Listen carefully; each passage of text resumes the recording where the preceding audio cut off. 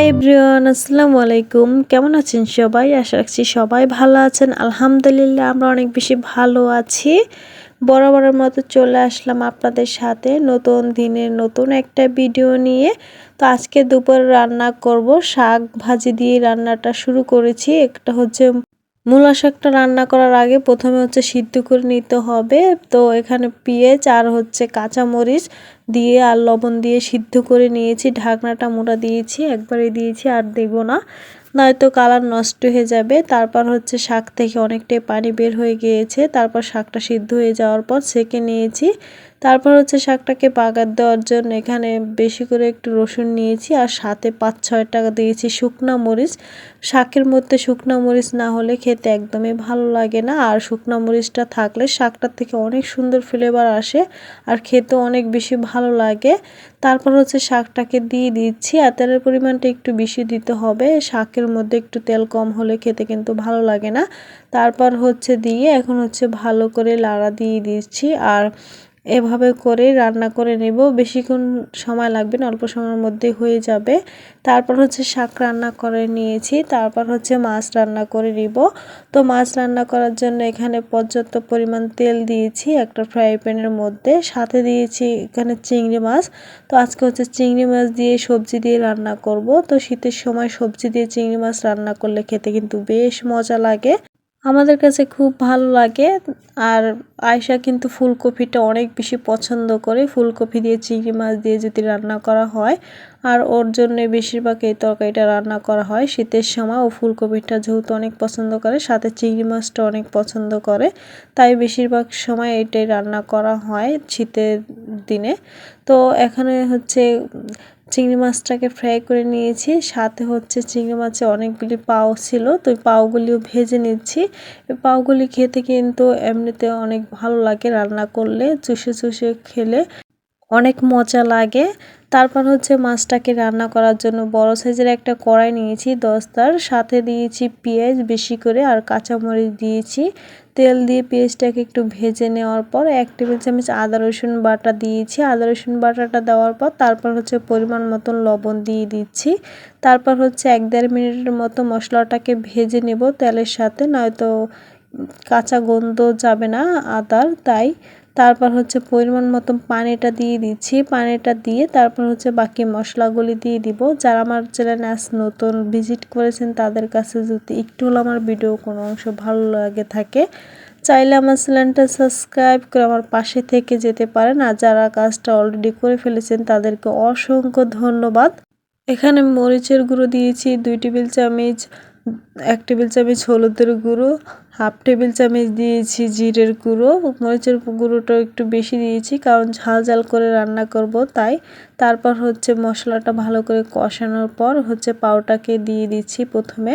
তারপর হচ্ছে এখানে দিয়েছি ফুলকপি, সাথে হচ্ছে আলু আর টমেটো দিয়ে।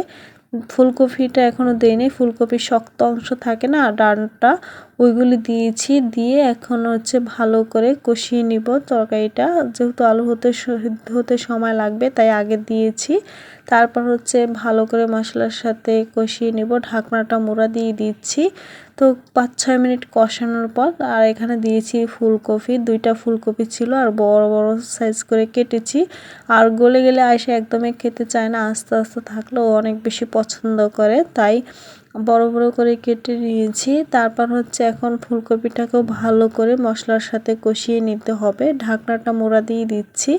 যত বেশি কষানো হবে তরকারিটা খেতে ততই মজা হবে। তো তরকারিটার স্বাদ কিন্তু কষানোর উপরে ডিপেন্ড করে আপনার হাতের রান্না কেমন হবে।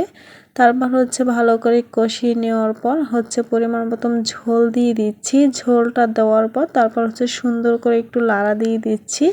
লাড়া দিয়ে তারপর হচ্ছে এখন চুলার আঁচটা বাড়িয়ে দিব জাস্ট বলক আসা পর্যন্ত। তারপর হচ্ছে চিংড়ি মাছগুলি দিয়ে দিচ্ছি। চিংড়ি মাছ সবজিগুলি দিয়ে এখন হচ্ছে সুন্দর করে লাড়া দিয়ে আবার ঢাকনাটা মুড়া দিয়ে দিব, নয়তো সবজিগুলি সিদ্ধ হবে না। তারপর হচ্ছে ঢাকনাটা উঠিয়ে এখন হচ্ছে সুন্দর করে লাড়া দিয়ে দিচ্ছি। তারপর কিছুক্ষণ রান্না করে নিয়েছি, সবজিটা সিদ্ধ হয়ে গিয়েছে আর পরিমাণ মতন ঝোল হয়ে যাওয়ার পর তারপর হচ্ছে ধনিয়া পাতাটা দিয়ে দিচ্ছি। ধনিয়া পাতাটা দিয়ে তারপর হচ্ছে সুন্দর করে একটু লাড়া দিয়ে দিচ্ছি। ধনিয়া পাতাটা সিদ্ধ হয়ে যাওয়ার পরে তরকারিটা নামায় নিব।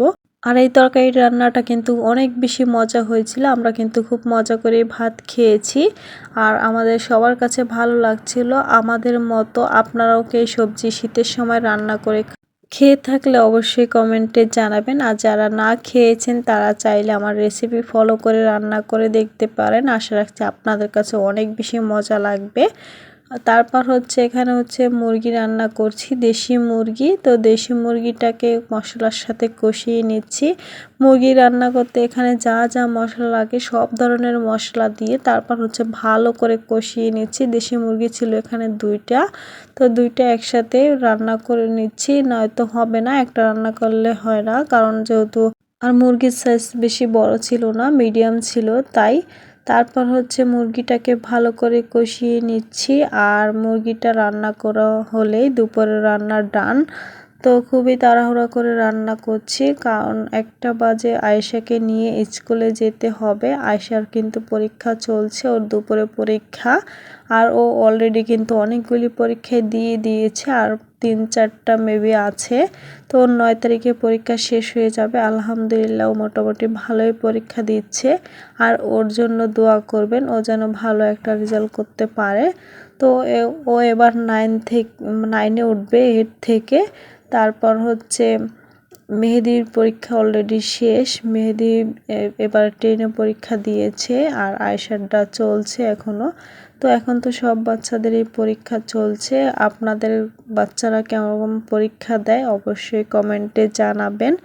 আর এখানে হচ্ছে মুরগিটাকেও ভালো করে কষিয়ে নিচ্ছি, কষিয়ে নেওয়ার পর তারপর হচ্ছে কয়েকটা আলু দিয়েছি, আলুর পরিমাণটা একদমই কম দিয়েছি, আর আলু দিলে খেতে কিন্তু আমাদের কাছে খুব ভালো লাগে তাই দিয়েছি।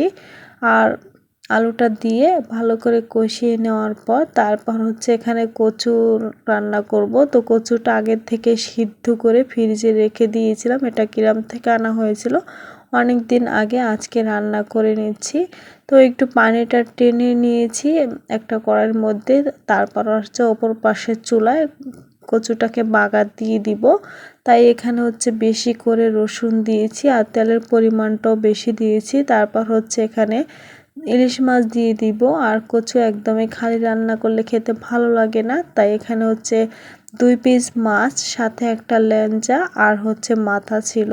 তো মোটা একটা মাছ দিয়ে হচ্ছে কচুটা রান্না করছি। তো এখানে পরিমাণ মতো হলুদের গুঁড়ো দিয়েছি, তারপর হচ্ছে মাছটাকে এই পানিটার মধ্যে সিদ্ধ করে নিব আর লবণ দিয়ে দিচ্ছি। তারপর হচ্ছে এভাবে করে রান্না করে নিব, আর এভাবে কচু রান্না করলে খেতে কিন্তু অনেক বেশি মজা লাগে।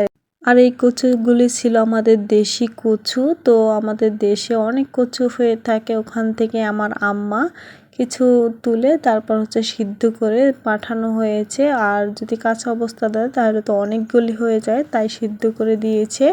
তারপর হচ্ছে মাছটাকে ভালো করে সিদ্ধ করে কষিয়ে নিয়েছি ওই তেলটার মধ্যে। তারপর হচ্ছে কচুটাকে তেলের মধ্যে দিয়ে দিচ্ছি, তেলের মধ্যে দিয়ে এখন হচ্ছে সুন্দর করে লাড়া দিয়ে দিব। আর হতে বেশি সময় লাগবে না, 2-1 মিনিটের মতো এভাবে করে রান্না করলেই হয়ে যাবে। আর এই কচুটা খেতে কিন্তু অনেক বেশি মজা হয়েছিল। কচুটাকে ভালো করে জাল দিয়ে তারপর হচ্ছে রান্না করে নিয়েছি। আজকের রান্না দেখে আপনাদের কাছে কেমন লাগছে অবশ্যই কমেন্টে জানাবেন। আর আজকের মতো ভিডিওটা এখানে বিদায় নিয়ে নিচ্ছি। আল্লাহ হাফেজ।